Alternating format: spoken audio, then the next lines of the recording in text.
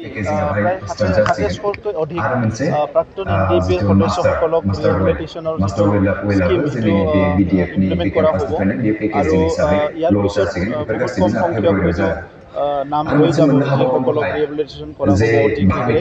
তো সেইকাৰণে চুক্তি হৈ যোৱাৰ পিছত আগৰবাৰত ১৪০০ মানে প্ৰাক্তন সদস্যসকলক দিয়া হ'ল আৰু আজি যোৱাকালি আৰু আজি ২৭০০ দিয়া হ'ব। তো সেইটো এটা ডাঙৰ মেগা ৰিহেবিলিটেশ্যন স্কিম। ইয়াৰ পিছত বাকীখিনি যিটো আছে সেইটো অহা দুমাহৰ ভিতৰত দিয়া হ'ব।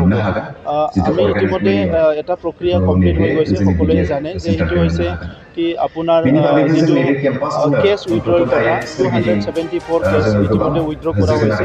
বাকীখিনি কেছ অতি শীঘ্ৰে উইথড্ৰ কৰাৰ কাৰণে প্ৰক্ৰিয়া এটা চলি আছে। তো ইয়াৰ বাহিৰেও যিখিনি NDPৰ সদস্যসকলে আৰ্মি পেৰামিলিটাৰী বিভিন্ন মানে চাকৰি নিয়োগ কৰা এটা তাতে ক্লজ আছিলে, সেইটোও বহুত স্পীডত আগবাঢ়ি আছে। ইয়াৰ কাৰণে ৰিক্ৰুটমেণ্ট ট্ৰেইনিং ইতিমধ্যে হৈ গ'ল আৰু যিকোনো সময়ত ক'ভিড চিটুৱেশ্যন ঠিক থাকলে ৰিক্ৰুটমেণ্ট আৰম্ভ হ'ব।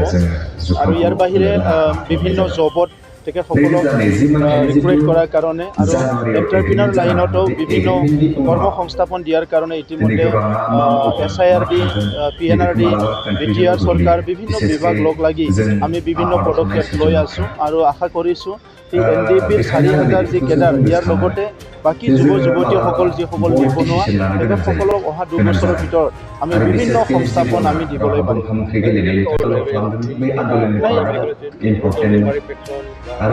এইটো মানে অলপ কি হ'ল লিষ্টটো বহুত দীঘলীয়া কাৰণে আৰু সময়ে সময়ে মানে মেল মিটিংবিলাকত বহুত মানুহে এটেণ্ড নকৰে। তো ইয়াত এইবিলাক অলপ ইটো হৈছে, কিন্তু সকলোৱে এই ৰিহেবিলিটেশ্যনটো পাব, কোনো নাপোৱাকৈ ৰৈ নাযায়।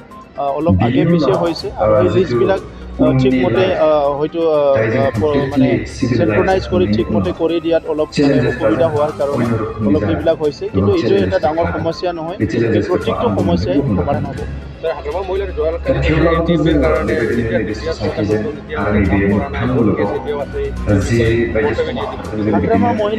BLTৰ কাৰণে কাম কৰা নাছিলে, NDPৰ কথা বাদ দিয়ক। NDPকটো তেখেতে মানে ধ্বংস কৰিব বিচাৰিছিলে।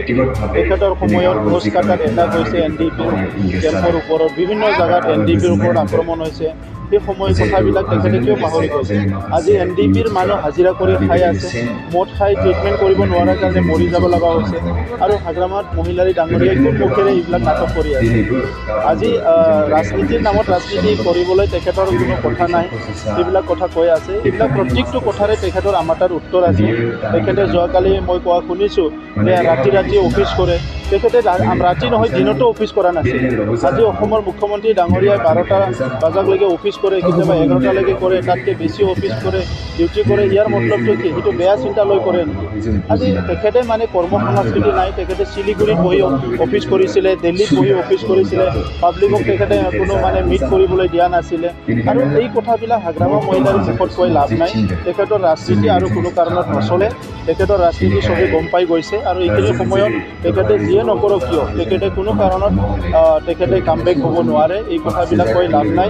যদি ৰাজনীতি কৰিব বিচাৰিছে মূল্যবোধৰ ৰাজনীতি কৰক, কনষ্ট্ৰাকটিভ কথাবিলাক কওক। কি আঁচনি তেখেতৰ সময়ত কৰিছিলে পাব্লিকৰ কাৰণে, সেই আঁচনিবিলাক আজিও তেখেতে বিতংকে দাঙি ধৰক। ৰাস্তা দলং এইবিলাকতো ভাৰত চৰকাৰ বা ৰাজ্য চৰকাৰ চবেই কৰে। তেখেতে নিজাববীয়াকৈ কি আঁচনি কৰিছে এই কথাবিলাক তেখেতে দাঙি ধৰক।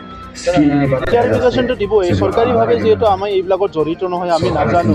আননেচেচাৰী যিটো এলিগেশ্যন তেখেতে দি আছে নে ৰাজনীতিৰ নামত তেখেতে যিবিলাক এলিগেশ্যন আনি আছে এইবিলাকৰ কোনো বাস্তৱতা নাই। তেখেতে এনেই এলিগেশ্যনবিলাক আনি আছে, সেইকাৰণে চৰকাৰীভাৱে ইয়াৰ প্ৰত্যুত্তৰ দিয়া হৈছে। আৰু এবছৰৰ ভিতৰত তেখেতে দেখিবলৈ পাব যে যিটো BTC তেখেতে শাসন কৰিছিলে সেই BTC আৰু বহুত আগুৱাই গ'ল। BTR হোৱাৰ লগে লগে এই যে পৰিৱৰ্তন সেইটো তেখেতে অতি শীঘ্ৰে দেখিবলৈ পাব।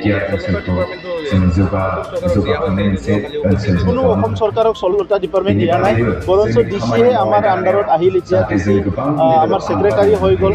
তেখেতে এইবিলাক পঢ়িবলৈ নাজানে, বুজি নাপায়। তেখেতে এইবিলাক এনেই বেলেগে নেৰেট কৰা মতে, বেলেগে বুজোৱা মতে চাইন কৰি BTR চুক্তি আহি গ'ল। আজি BTR চুক্তিত বহুত মানুহ আছিলে যিসকলে তেখেতক গাইড কৰিছিলে, যিসকলে ছেক্ৰিফাইচ কৰিছিলে। তেখেতে জাষ্ট চাইন দিবলৈ গৈছে, চাইন দিব যোৱাৰ দিনা চাইন দিছে, চাইন দি আহিছে। তাৰপিছত 17 বছৰ চিফ হৈ পেলাই লুটি পুটি খাই পেলাই শেষ কৰিলে। ইয়াৰ বাহিৰে আৰু কি আছে?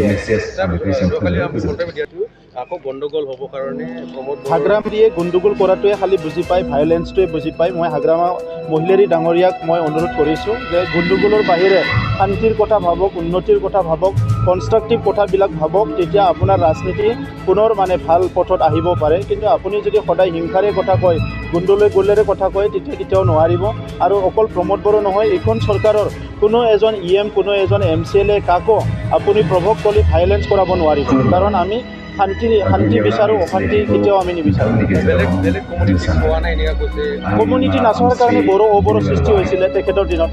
বড়ো অবড়ো কেতিয়া সৃষ্টি হৈছিলে? হীৰাকৰণীয়া ডাঙৰীয়াই কেতিয়া আন্দোলন কৰিছিলে? তাতে অবড়ো সংগঠন কেতিয়া ওলাইছিলে? হাগ্ৰামা মহিলাৰে শাসনৰ সময়ত। আৰু এতিয়া তেখেতে কি ক'বলৈ বিচাৰিছে? এতিয়াতো বড়ো অবড়ো আন্দোলন হোৱা নাই, চবেই মিলি চৰকাৰ চলি আছে। ইয়াতে চব জনগোষ্ঠীৰ EM আছে। কেইদিনমান পিছত আমাৰ ছেক্ৰেটাৰিয়েটৰ সন্মুখত সকলো জাতি জনগোষ্ঠীৰ নিজৰ নিজৰ ভাষাৰে আমাৰ এছেম্বলিৰ ওচৰৰ ছেক্ৰেটাৰিয়েটৰ সন্মুখত লিখা দেখিবলৈ পাব।